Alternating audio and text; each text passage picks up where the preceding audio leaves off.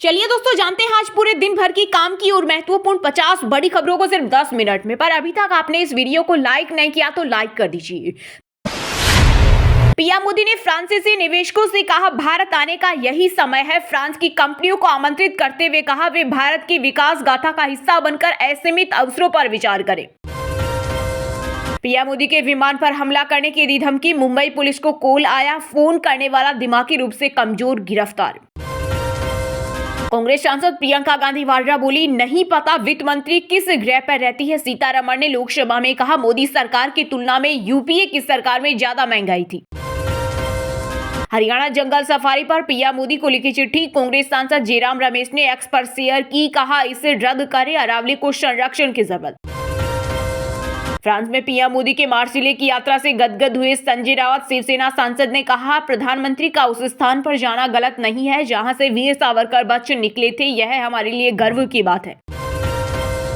महाकुंभ माघ पूर्णिमा पर 1.30 करोड़ ने लगाई आस्था की डुबकी, 10 किलोमीटर तक भीड़, हेलीकॉप्टर से फूल बरसाए, योगी वॉर रूम से कर रहे मॉनिटरिंग। प्रधानमंत्री नरेंद्र मोदी बोले, भारत की सोलर एनर्जी कैपेसिटी 32 गुना बढ़ी, भारत दुनिया का तीसरा सबसे बड़ा solar energy producer. India energy week 2025 की शुरुआत। घर जाऊंगा, ठंडे पानी से नहाऊंगा, फिर रोटी खाऊंगा, कारण बताओ, नोटिस पर बोले अनिल विज। कहा, नोटिस का जवाब मैं मीडिया के माध्यम से नहीं दूंगा, मुझे पार्टी को जवाब देना है। भारत में भ्रष्टाचार बढ़ा, 3 पायदान गिरकर 96वीं रैंक पर पहुंचा। 180 देशों की लिस्ट में चीन 76 और पाकिस्तान 135वें नंबर पर।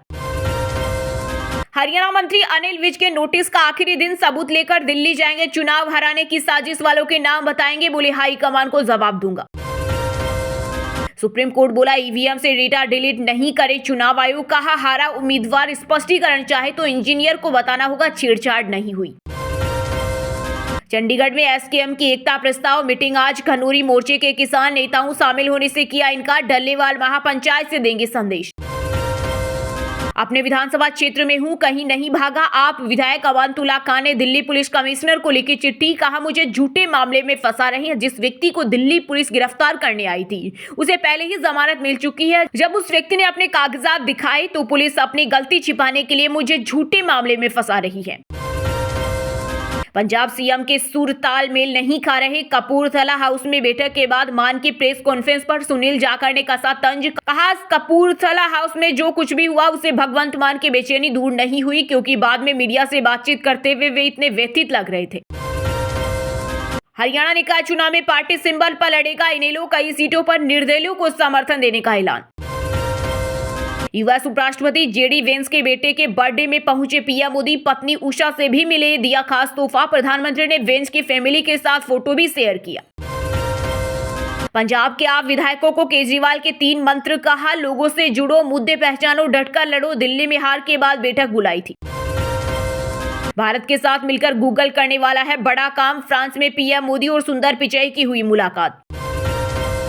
महाराष्ट्र में जीबी सिंड्रोम के 33 दिन, अब तक 197 संदिग्ध मिले, 172 में इन्फेक्शन की पुष्टि और 7 की मौत, सबसे ज्यादा 132 मरीज पुणे से। केजरीवाल संजय सिंह पर एक्शन लेगा, एंटी करप्शन ब्यूरो विधायकों को 15 करोड़ के ऑफर के दावे पर नोटिस भेजा था, अब तक जवाब नहीं मिला। रिलायंस इंडस्ट्रीज के चेयरमैन मुकेश अंबानी ने परिवार के साथ महाकुंभ में लगाई पवित्र डुबकी, आज 1.23 करोड़ लोगों ने संगम में स्नान किया, प्रयागराज में जाम की हालत। किसान आंदोलन को लेकर दिल्ली हाईकोर्ट का बड़ा फैसला, 2 आरोपियों के खिलाफ जारी लुकआउट सर्कुलर रद्द, कहा बेवजह लगाई जा रही रोक। झारखंड बजट सत्र के लिए 5 मंत्रियों में बटे सीएम हेमंत सोरेन के विभाग, नामों की लिस्ट आई सामने। पेंशन भोगियों के लिए खुशखबरी, हाईकोर्ट ने रद्द किया पेंशन कटौती का फैसला, पंजाब सरकार को देना होगा बकाया। अयोध्या में रामलला मंदिर के मुख्य पुजारी आचार्य सत्येंद्र दास का 80 साल की उम्र में हुआ निधन, लखनऊ पीजीआई में ली आखिरी सांस, ब्रेन हेमरेज के बाद कराया गया था एडमिट।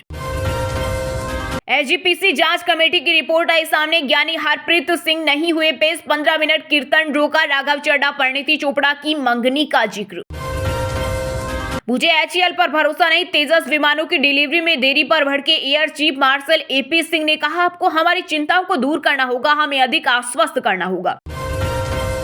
अब ट्रेन से जा सकेंगे कश्मीर, 28 साल का सपना हुआ पूरा, 17 फरवरी को पीएम मोदी वंदे भारत एक्सप्रेस को दिखाएंगे हरी झंडी। ट्रंप के नागरिकता आदेश से अप्रवासी भारतीयों को लगा तगड़ा झटका, जल्द माता पिता बनने वालों पर पड़ेगा असर। चलिए दोस्तों, अब जानते हैं जो आम आदमी के काम की और फायदेमंद खबरें हैं उनको विस्तार से। पर इससे पहले अभी तक आपने इस वीडियो को लाइक नहीं किया तो लाइक कर दीजिए। एआई पर सीईओ से चर्चा, पेरिस में सुंदर पिचाई के अलावा स्केल एआई के सीईओ ने पीएम मोदी से की मुलाकात। कहा एआई भारत में कई बेहतरीन मौके लेकर आएगा, हम भारत के साथ मिलकर देश में डिजिटल ट्रांसफॉर्मेशन लेकर आएंगे। पेरिस में आर्टिफिशियल इंटेलिजेंस एक्शन समिट में दुनिया भर के नेताओं टेक दिग्गज शामिल हुए। इस दौरान प्रधानमंत्री मोदी ने यहाँ पेरिस सीईओ फोरम में गूगल के सीईओ सुंदर पिचाई सहित कई बड़ी कारोबारी हस्तियों से मुलाकात की। सुंदर पिचाई के अलावा स्केल एआई के फाउंडर और सीईओ एलेक्जेंडर वांग ने भी प्रधानमंत्री नरेंद्र मोदी से मुलाकात की। इस दौरान एआई इंडस्ट्री के भविष्य पर चर्चा हुई। गूगल सीईओ सुंदर पिचाई ने एआई समिट से इतर पीएम मोदी से मुलाकात के बाद कहा कि एआई भारत में कई बेहतरीन मौके लेकर आएगा, हम भारत के साथ मिलकर देश में डिजिटल ट्रांसफॉर्मेशन लेकर आएंगे। पिचाई के अलावा स्केल एआई के संस्थापक और सीईओ एलेक्जेंडर वांग ने भी प्रधानमंत्री मोदी से मुलाकात की। उन्होंने इस मुलाकात के बाद सोशल मीडिया पोस्ट कर बताया कि पेरिस में नरेंद्र मोदी और इमैनुअल मैक्रोन से मिलकर बहुत अच्छा लगा। प्रधानमंत्री ने 14वें भारत फ्रांस सीईओ फोरम को संबोधित करते हुए कहा कि जब फ्रांस की कुशलता भारत के पैमाने पर खरी उतरेगी तो इससे वैश्विक परिवर्तन आएगा। सीईओ फोरम में पीएम मोदी ने कहा कि पिछले दशक में भारत में जो बदलाव हुए हैं आप उनसे भली भांति परिचित हैं। हमने स्थिर और पहले से तय नीति का एक इकोसिस्टम स्थापित किया है। सुधार, प्रदर्शन और परिवर्तन के रास्ते पर चलते हुए आज भारत दुनिया की 5वीं सबसे बड़ी अर्थव्यवस्था है। उन्होंने कहा दुनिया की सबसे तेजी से बढ़ती प्रमुख अर्थव्यवस्था जल्द ही दुनिया की 3री सबसे बड़ी अर्थव्यवस्था बनने जा रही है। वैश्विक मंच पर हमारी पहचान यह है कि आज भारत तेजी से निवेश के लिए दुनिया का पसंदीदा देश बन रहा है। हमने भारत में सेमीकंडक्टर और क्वांटम मिशन लॉन्च किया है और हम रक्षा में मेक इन इंडिया और मेक फॉर द वर्ल्ड को प्रोत्साहित कर रहे हैं। पीएम मोदी ने कहा कि हम छोटे मॉड्यूलर रिएक्टर एसएमआर और उन्नत मॉड्यूलर रिएक्टर पर ध्यान केंद्रित कर रहे हैं। उन्होंने निवेशकों से कहा कि यह भारत आने का सही समय है। कांग्रेस महासचिव प्रियंका गांधी बोली, पता नहीं वित्त मंत्री किस ग्रह पर रहती है। निर्मला सीतारमण ने लोकसभा में कहा मोदी सरकार की तुलना में यूपीए सरकार में ज्यादा महंगाई थी। जी हां, वायनाड से कांग्रेस सांसद प्रियंका गांधी वाड्रा ने आम बजट पर चर्चा में हिस्सा लिया। इस दौरान वित्त मंत्री निर्मला सीतारमण के जवाब पर प्रतिक्रिया देते हुए उन्होंने महंगाई को लेकर बीजेपी नेता पर तीखा प्रहार किया। उन्होंने कहा मुझे नहीं पता कि वह किस ग्रह पर रह रही है। वह कह रही है कि कोई मुद्रास्फीति नहीं है, बेरोजगारी में कोई वृद्धि नहीं हुई है, कीमतों में कोई वृद्धि नहीं हुई है। दरअसल अपने संबोधन से सीतारमण ने कहा कि मुद्रास्फीति ट्रेंड खास तौर से खाद्य कम होती दिख रही है। उन्होंने यह भी कहा कि सरकार 2025-26 में लगभग पूरी उधारी का उपयोग पूंजीगत व्यय के वित्त पोषण के लिए कर रही है। सीतारमण ने कहा कि जहां तक विकास का सवाल है, भारतीय अर्थव्यवस्था में तेजी से सुधार हो रहा है। वित्त मंत्री ने कहा कि बजट में लोगों के हाथों में नकदी बढ़ाने के लिए कई कदम उठाए गए हैं। साथ ही वित्त वर्ष 2026 में 99% उधार का उपयोग पूंजीगत व्यय के लिए करके राजकोषीय बनाए रखा है। सीतारमण ने कहा बजट राष्ट्रीय विकास आवश्यकताओं को राजकोषीय प्राथमिकताओं के साथ संतुलित करता है। सरकार पूंजीगत व्यय के लिए 99% उधार का उपयोग कर रही है, जो सकल घरेलू उत्पाद का 4.3% है। वित्त मंत्री ने बजट के 4 मुख्य लक्ष्य बताए, जिनमें जीडीपी विकास में तेजी लाना, समावेशी विकास सुनिश्चित करना, निजी क्षेत्र के निवेश को एकीकृत करना और घरेलू निवेश को बढ़ावा देना शामिल है। उन्होंने आगे कहा कि बजट का फोकस गरीबों, युवाओं, अन्नदाताओं और महिलाओं पर है। इसका उद्देश्य कृषि, एमएसएमई और निर्यात को बढ़ावा देने के लिए नई योजनाओं और सुधारों को सामने लाना है, जो विकास और ग्रामीण समृद्धि और लचीलेपन के साथ विकास के इंजन के रूप में काम करेंगे। नीतीश कुमार नवंबर 2025 के बाद बिहार के सीएम नहीं रहेंगे। विधानसभा चुनाव को लेकर जन सुराज पार्टी के प्रमुख प्रशांत किशोर का बड़ा बयान। साथ ही उन्होंने भविष्यवाणी की है कि बिहार में अक्टूबर या नवंबर में होने वाला आगामी चुनाव चौंकाने वाला होगा। जन सुराज पार्टी के प्रमुख और चुनावी रणनीतिकार प्रशांत किशोर ने बिहार विधानसभा चुनाव को लेकर बड़ा बयान दिया है। उन्होंने भविष्यवाणी की है कि बिहार में अक्टूबर या नवंबर में होने वाला आगामी चुनाव चौंकाने वाला होगा।